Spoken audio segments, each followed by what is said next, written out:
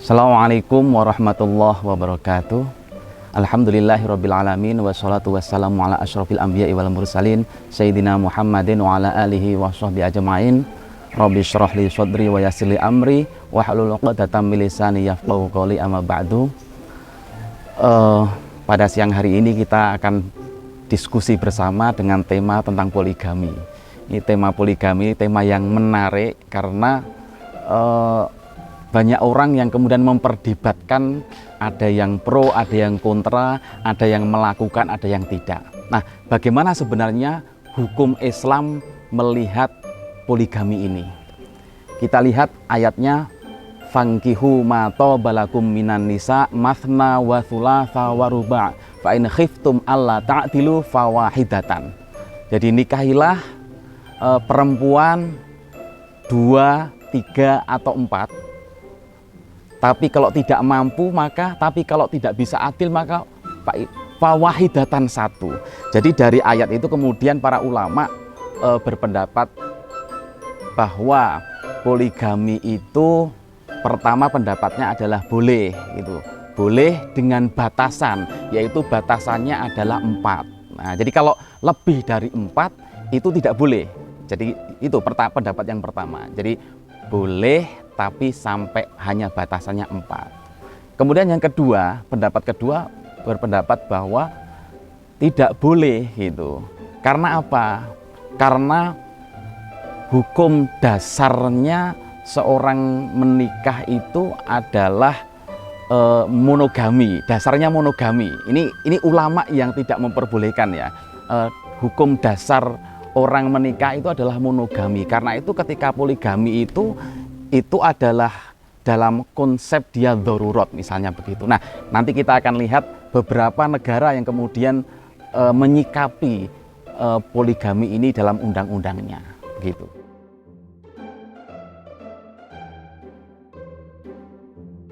Berbicara tentang undang-undang poligami di negara Muslim, maka Thohir Mahmud itu membagi ada 3. Yang pertama adalah negara yang undang-undang tentang perkawinannya, khususnya dalam hal poligami, itu mengikuti fikih, ya, terutama fikih klasik, fikih 4 mazhab.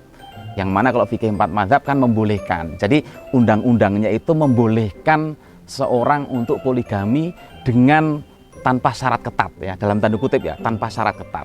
Itu seperti apa? Seperti Saudi Arabia, undang-undang perkawinannya seperti itu. Nah, kemudian yang kedua, ini yang kebalikannya.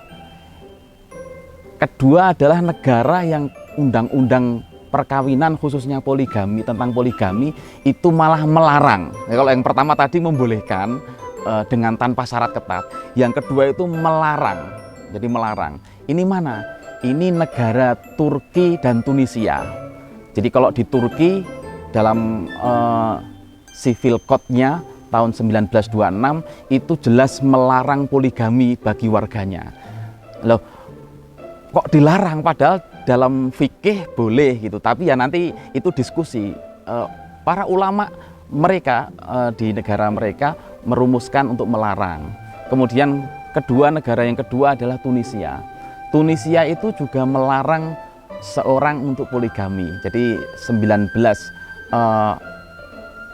Undang-Undang tahun 1956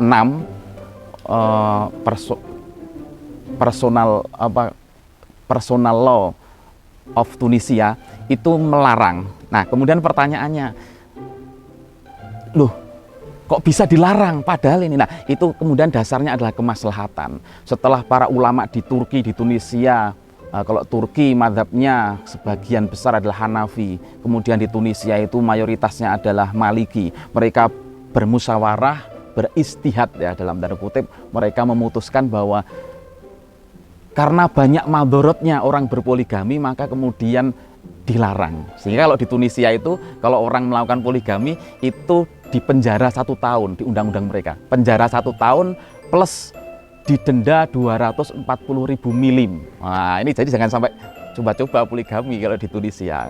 Nah, yang nomor 3, kelompok nomor 3 itu negara yang berada di tengah. undang-undang dari beberapa negara yang ada di tengah. Artinya dia tidak membebaskan seperti Saudi dan juga tidak mengharamkan sampai menghukum, mempidanakan orang yang poligami, tapi dia berada di tengah-tengah.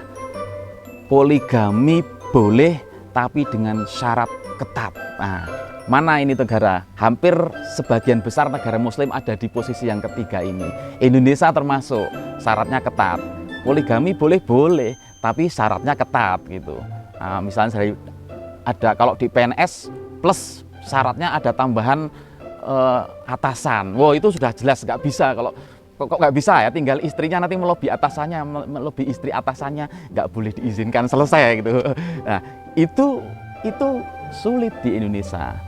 Mesir, kemudian Pakistan, Malaysia, Brunei juga begitu. Artinya banyak negara-negara muslim yang berada di posisi ketiga ini membolehkan, tetapi dengan syarat yang sangat ketat. Nah, begitu.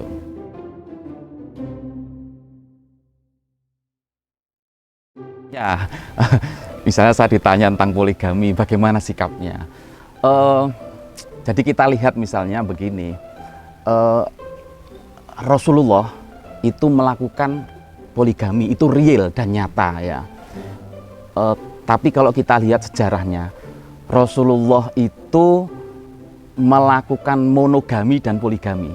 Jadi Rasulullah itu monogami ketika beristrikan Siti Khadijah, dan itu selama 25 tahun. Jadi Rasulullah selama 25 tahun menikah dengan Siti Khadijah itu melakukan monogami, istrinya satu. Begitu Khadijah meninggal saat itu ketika Rasul berusia 50 tahun, dan di usia 51 Rasulullah itu kemudian poligami, melakukan poligami sampai usia beliau 63 ya. Artinya poligaminya 25 tahun, monogaminya 25 tahun, poligaminya itu cuma 12 tahun. Jadi kalau dilihat dari rentang waktu Rasulullah begitu, Rasulullah sebenarnya pro apa? Pro poligami atau pro monogami? Sebenarnya Rasulullah itu monogami gitu. Nah, kemudian mengapa kemudian poligami? Yaitu karena untuk ada janda dari para sahabat, kemudian untuk menyatukan beberapa suku dan sebagainya. Jadi kalau saya pribadi ditanya, wah bagaimana? Kalau saya secara pribadi bahwa saya pro monogami gitu. Jadi kalau ditanya apakah berniat poligami, tidak gitu. Karena saya melihat dari sejarah Rasulullah, itu Rasulullah lama tidak poligami ya, Rasulullah monogami ya, saya mengikuti Rasul itu. Tapi kemudian begini, dan poligaminya Rasulullah itu pun kan kepada janda. Sehingga begini, kalau kita ngambil Muhammad Syahrur, itu orang poligami itu diperbolehkan dengan syarat dengan janda. Nah itu, jadi dengan janda. Poligami itu boleh dengan janda dan beranak dua minimal. Nah, terus apa tujuannya poligami? Lah itu yang dilakukan oleh Rasulullah. Ketika masanya Rasulullah poligami, itu Rasulullah poligami dengan para janda yang punya anak banyak. Tujuannya apa? Untuk menghidupi janda dan juga menghidupi anak-anak yatimnya. Nah, jadi kalau mau misalnya mencontoh atau konsepnya mau poligami, itu yang dituju gitu. Misalnya ya gitu. Tapi kalau saya pribadi, saya niatnya itu monogami. Tapi misalnya, ini misalnya kita berbicara tasawuf misalnya, kemudian niat secara ininya monogami sudah, nggak ada niat untuk itu. Cuman suatu saat takdir yang tidak bisa kita hindari untuk melakukan itu gitu misalnya. Loh ini takdir gitu. Bukan bersembunyi di balik takdir, tapi terkadang dalam hidup ini kita itu ada hal-hal yang memang kita tidak berdaya untuk menghindar. Nah, itu apa kata ini, itu sesuatu yang lain. Tapi secara pribadi tidak berniat begitu. Nah, begitu ya.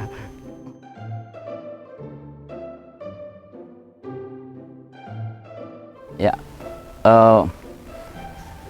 berkaitan dengan poligami ini, kalau berbicara tentang hukum dan pendapat ulama, itu pro dan kontra dari dulu sampai sekarang. Nah, menurut saya hukum Islam harus menawarkan based on riset gitu loh. Bukan hanya perdebatan pendapat. Itu kalau perdebatan pendapat sudah semenjak zaman Imam Mazhab. Nah, sekarang sebenarnya kemudian kita harusnya meriset, misalnya riset yang memang mutawatir ya, bahwa jumlah, ya ini yang sering dijadikan alasan, jumlah laki-laki dengan perempuan di usia produktif itu berapa. Jumlah misalnya teman-teman yang pro poligami misalnya, itu mereka beralasan perempuan itu jumlahnya lebih banyak daripada laki-laki gitu. Nah, ini perlu diriset betul, apakah benar jumlahnya lebih banyak dan itu di usia produktif misalnya begitu. Jadi ketika kemudian jumlah populasi perempuan lebih banyak dijadikan alasan, itu kemudian kita bisa membahas. Nah, fikih menurut saya membahasnya adalah nanti based on riset. Nah, atau berdasarkan populasi itu, atau kemudian begini misalnya kasus riset antara orang yang poligami dengan yang orang non poligami, di riset lebih sakinah mawadah yang mana gitu loh, misalnya gitu. Nanti patokannya adalah kita ada patokan, misalnya yang jadikan kunci-kunci sakinah mawadah itu apa. Nah, kemudian di riset, oh ternyata misalnya kesimpulannya ternyata orang yang poligami itu kurang sakinah mawadahnya dibanding orang yang monogami misalnya gitu. Nah, kemudian disimpulkan itu hukum Islam, atau kebalikannya juga bisa jadi. Nah, nanti hukum Islam membahasnya itu kita lebih ke sana gitu. Itu yang pertama ya. Jadi mungkin ke depan hukum Islam berbicaranya seperti itu. Jadi tidak teks. Kalau teks lagi itu sudahlah gitu. Nah, kita harus lebih ke riset gitu. Terus yang kedua,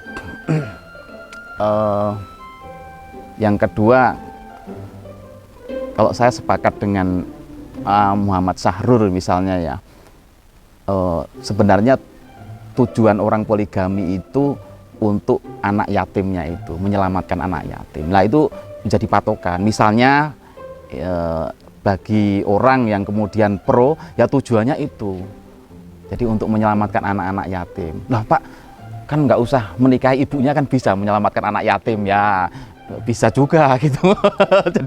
jadi nggak usah menikahi ibunya bisa gitu.